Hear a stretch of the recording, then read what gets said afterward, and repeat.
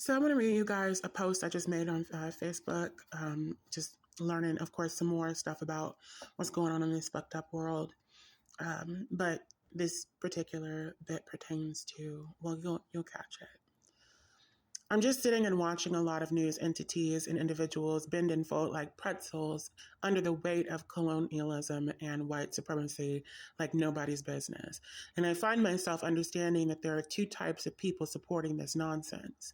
There are those who I believe compose the great majority, believing nothing they can believing anything they can to support the racist views that they have against Arab people and lending their support to Israel.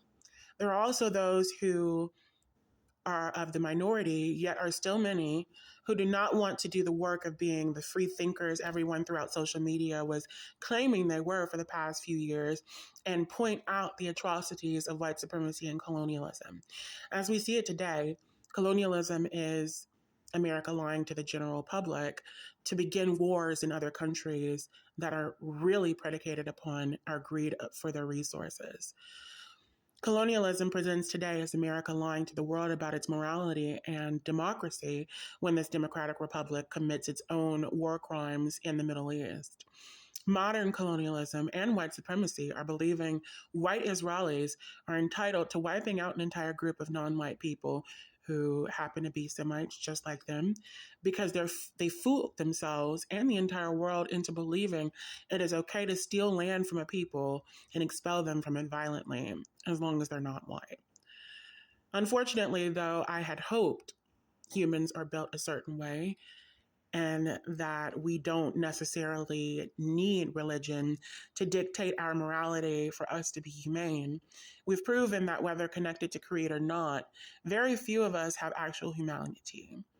There are those who hide behind their spirituality while committing the most abominable atrocities, and those who use their lack of purpose to undo others. A spiritual reckoning has been upon us for some time, and as white society screams about so many of its powers, really vestiges of slavery, being lost to what they dub wokeness, their eyes are even more widely shut to the reality that the main tool of the very system they put in place will be their undoing. This tool is ever present in the many workings of the American government and those of other countries in the West, lending itself to protection of the wealth they've stolen from the East, the South, and even the West itself. It's a fine tool for keeping every other group of people divided and conquered.